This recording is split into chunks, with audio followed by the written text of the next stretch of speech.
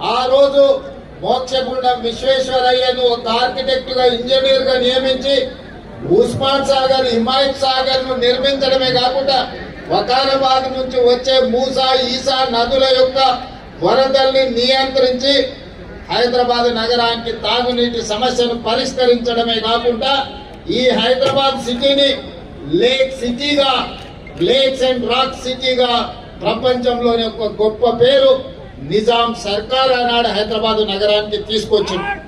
ఇవాళ ఆనాడు నిజాం చేసిన అభివృద్ధిని పరిరక్షించుకుంటే ప్రపంచ చిత్రపటంలో హైదరాబాద్ నగరంతో పోటీ పడే నగరమే లేదు.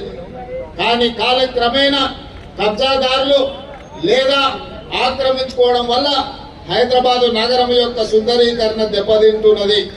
ఈ రోజు హైదరాబాద్ నగరంలో చిన్న వర్షం వచ్చినా వరదలు వస్తున్నాయి, ట్రాఫిక్ జామ్లు అవుతున్నాయి.